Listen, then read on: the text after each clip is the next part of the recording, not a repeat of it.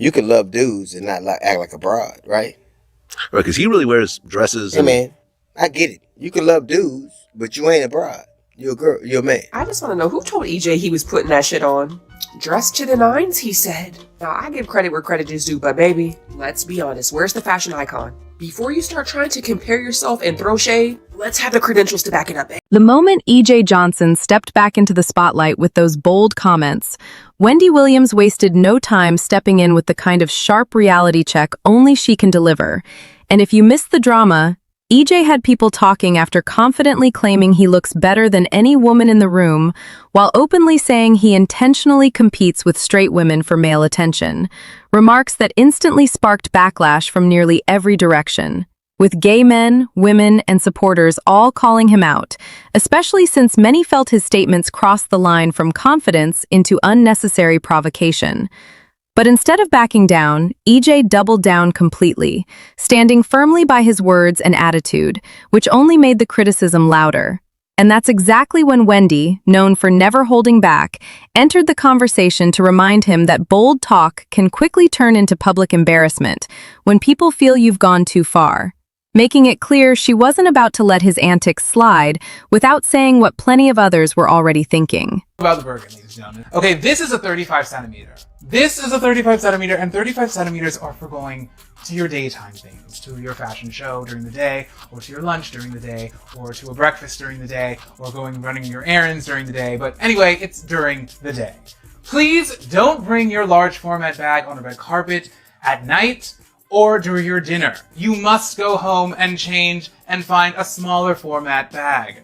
Get into your 25 centimeter purse, or your mini Kelly is also an option. Something tiny. This does not go to dinner. She's not going to. People are seriously questioning what EJ is doing right now, because while he's always been known for having a bold personality and a larger-than-life sense of confidence, many were caught off guard by how far his recent comments have gone, especially when he began speaking about women in ways that some found confusing or even disrespectful.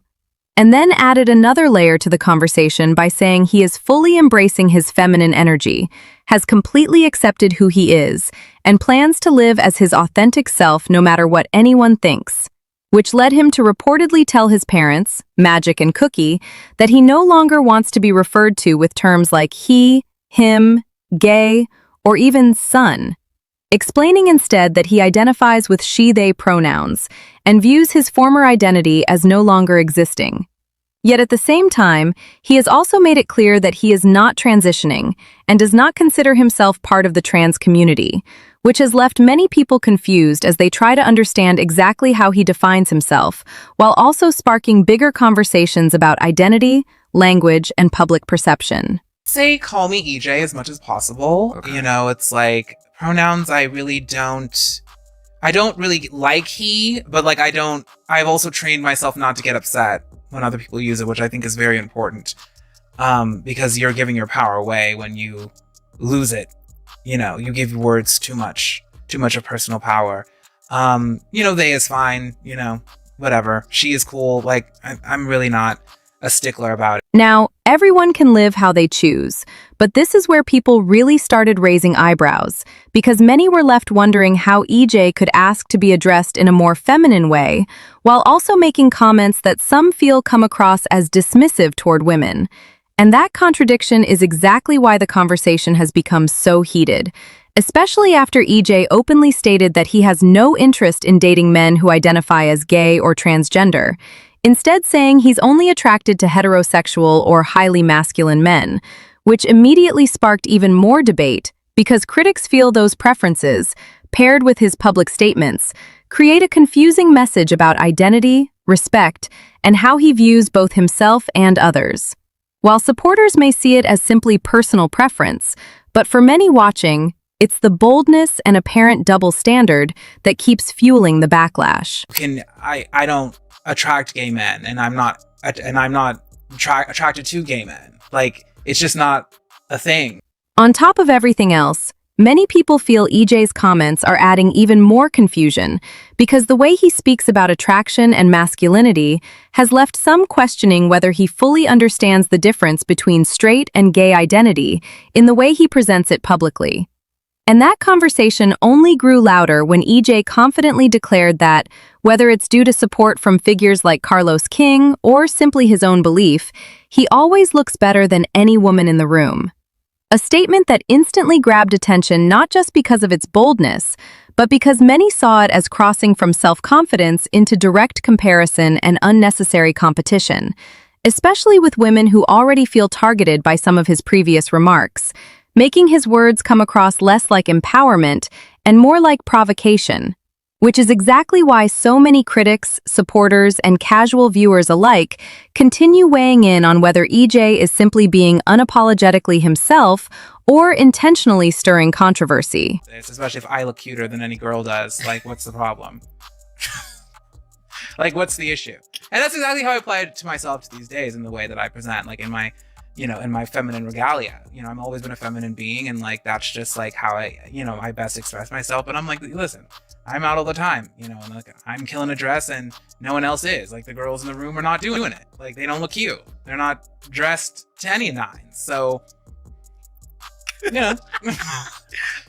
A lot of people are saying that confidence and personal style are one thing, and no one would fault EJ for embracing his flair, fashion, or individuality. But where critics feel the conversation shifts is when that confidence seems to turn into putting other women down in order to validate his own image. Because for many observers, it's not the self-expression that stands out. It's the repeated comparisons and competitive comments that make it feel less like celebration and more like contradiction. Especially since EJ appears to want the praise, visibility, and glamour associated with femininity, while making remarks that some see as dismissive toward the very women he's comparing himself to. And that has led fans and commentators alike to question whether he's engaging with femininity in a way that fully acknowledges the lived experiences many women face, including sexism, societal pressure, and gender-based challenges, or whether he's selectively embracing certain outward expressions without carrying those same burdens. Which is why debates around privilege, identity, and presentation keep surfacing, particularly given his high-profile background as Magic Johnson's son. Because to critics, the issue isn't just about fashion or labels. It's about whether femininity is being treated as authentic self-expression or reduced to something performative. And that's exactly why his comments about competing with women continue to spark such strong reactions. EJ Johnson said he is the baddest in the room. He's better than any other female in the room. Well, yes, if the room is empty. Listen, EJ, I don't understand why the LGBTQ community is always trying to be in competition with women. Women is not in competition with us, especially if you up there trying to be a woman. You in woman's clothes, you in a dress, and that's cool. Express yourself how you want to, but why are you trying to bring down the next bit? You better than them. Anybody with two sets of eyes know that's not true. I don't know what land of delusion you reside in, but you best check the mailbox. The brochure said false advertisement. That is not true. That is incorrect. EJ has made it clear that he has no intention of backing down, no matter how much criticism comes his way. And even though plenty of people feel unconvinced by what he's presenting, he continues to insist that fitting in or being accepted by any particular group isn't his goal. But for many critics, that level of confidence seems deeply tied to privilege, with some openly questioning whether his voice would carry the same weight if he weren't Magic Johnson's son, since much of the conversation around him often centers more on his famous last name than on any major accomplishments of his own. And that's exactly why figures like Wendy Williams and others believe someone has to challenge what they see as a growing sense of self-created fantasy. Because from their perspective, this isn't just about bold fashion or individuality anymore. It's about the way EJ's words and actions are being interpreted as targeting women through unnecessary competition. Especially when people point to past situations, including personal family drama, as examples of what they believe is a pattern. And whether those perceptions are fully fair or not, the bigger issue for many viewers is that instead of simply embracing who he is, EJ's public image increasingly feels tied to comparisons that put women in the spotlight as rivals. Which is why the backlash keeps growing. Is he sexy? Yes, he's fine. He's a loser. You don't like it, EJ? Okay. I met Anthony over the summer when I was vacationing in the south of France. We flirted, made plans to hook up, and yeah, after that, like, I've noticed that he was talking a lot with Lisa in the corner, and then the man who led me on is now, like, hooking up with my sister, and I'm supposed to be okay. Over the years, Wendy has watched enough of the entertainment world to recognize patterns she believes often play out behind the scenes, especially when it comes to men who publicly present one image while privately living another.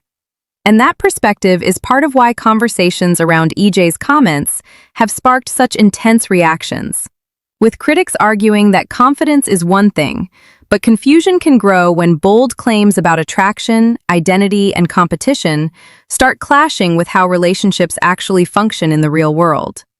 And while EJ may frame his experiences in a certain way, many people feel that public perception, social dynamics, and personal realities don't always align as neatly as he suggests.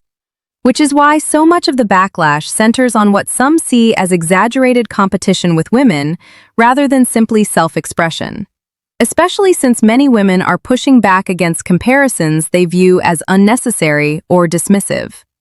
And broader conversations have also emerged about how certain public figures, regardless of identity, can sometimes elevate themselves by speaking down on women, something critics say audiences are increasingly unwilling to ignore. Which is why EJ's remarks continue to draw strong responses not only from women, but from members of the LGBTQ+ community as well. Many of whom feel that respect should never require tearing others down. And at the center of it all is a growing sense that authenticity doesn't need rivalry to be valid, leaving people divided over whether EJ is simply speaking his truth or creating controversy that ultimately says more about ego than empowerment.